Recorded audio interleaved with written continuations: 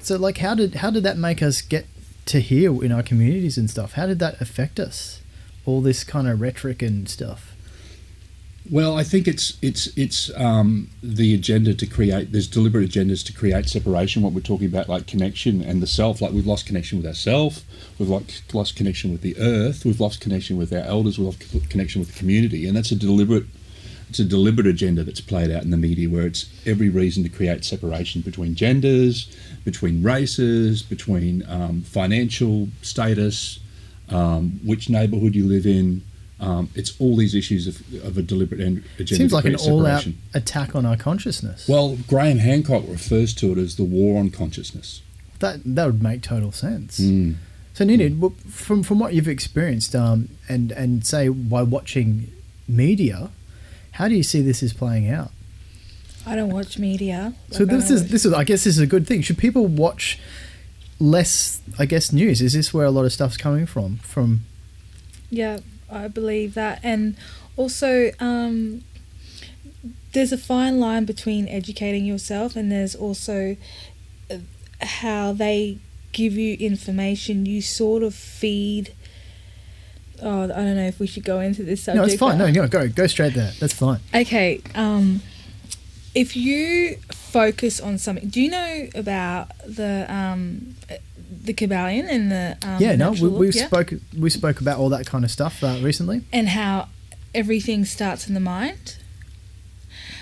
If you focus on something for too long, or if you focus on something, then you basically manifest it. You create it. So if they're, giving you information that may or may not necessarily be true, if there's enough people focusing on it and thinking about it and, thinking to themselves, what if, or giving themselves a possibility of that happening, then it will happen. It will eventually happen. Well, this is propaganda. This is the whole basis on the propaganda model, which was successfully... Hitler said this himself, you could say the same thing over and over again, and, if you use it well, people will believe that the hell that they live in is a paradise, and they'll make believe that their paradise is hell.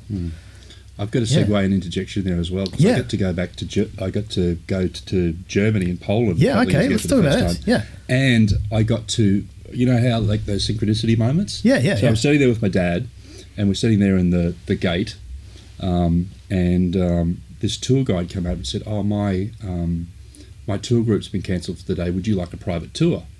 And I go, "Yeah, that's great. That's amazing." Yeah. So like when you meet someone, you start having conversations. We're talking about this and talking about that, and I said, "What do you think about the idea that someone's told me the concept about the fact that Hitler was never killed?" And she began telling me the story about Hitler actually being taken away to Argentina in a submarine, and Operation Paperclip, where all that information, all that technology was all kept intact and then sent over to the US. All that propaganda knowledge. I mean, how I was going to swear then. But how, that's fine. I could either bleep it or just go, no, well, that's language. How do you get to control so many people like that so willingly? And like lead them somewhere unconsciously. That's a phenomenon. Yeah. It's some people find it hard to get their kids to pick up their clothes off their stuff out of their bedroom. Wow. Yeah. So that was interesting. That was all the learning around that and that journey. So okay, well, Jason, actually, we're pretty much cut it short. Where can people get in touch with you to help you out and find out more about you?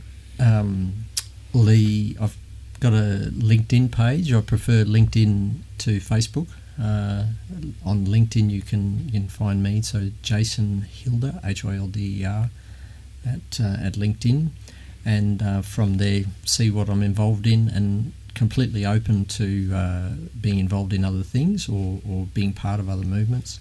I do host a Facebook page called Sustainable Community Villages on Facebook, and the purpose of that is really just to provide a forum for people not just to talk but also to connect and start forming communities in their area, and by communities, actual physical communities, so where people buy collectively, and it's in its infancy, and I can every day there's 2 or 3 people join that Facebook page. So they're the two places. And I live in Gurulpa here in West End. Gurulpa is the Indigenous name for here. And you'll see me either on the street or in the backyard growing some veggies. Say hello, guys. He's a nice guy. Yeah. Hey. Yeah. Awesome. Nina, how can people get in touch with you? And maybe where's Northey Street Farms if people want to help Windsor. out organic living? Yeah, they're always after volunteers there. But I keep my life pretty private at the moment, so yeah. Well, that's fine. Go see Northey Street Markets. You'll see her there. Say hello. Come and do some work during the week. We always need some workers. Yeah, get digging grounded. holes. Yeah, get grounded. Get your hands dirty. No, sounds awesome. And Phil? Well, yeah, for me, you can get contact with the causes. I mean, Paul. I said Phil. Yeah. Sorry, I was testing you. He knows his name. You had me there. Yeah. You're looking at me, so. Yeah, sorry. So for the causes, our website's cause, C-A-U-S-E, driven, D-R-I-V-E-N, private.org. That's for helping people create their own causes and contribute the money they were paying tax previously into their own community and causes. Okay, well, that makes sense. Yep. And then our other site for the plant medicine, we're involved with taking groups over to the Amazon for plant medicine healing retreats. We've had this 2 weeks in a row. This is a major thing now. Yeah. Like, people are going to commune with Mother Earth. I like this. So that's walkingthesacredpath.org. Okay. For people that are interested in that, there's some video resources and references there as well. Oh, wonderful. Now, we're coming to the end of the show. So, we've had some great talks. I think hopefully we can help people out there understand where they're at and how to break free and start making your own stuff, because you can. You're allowed. You don't have to do a business. Just go do it. Remember, go to an elder. Have a chat with him.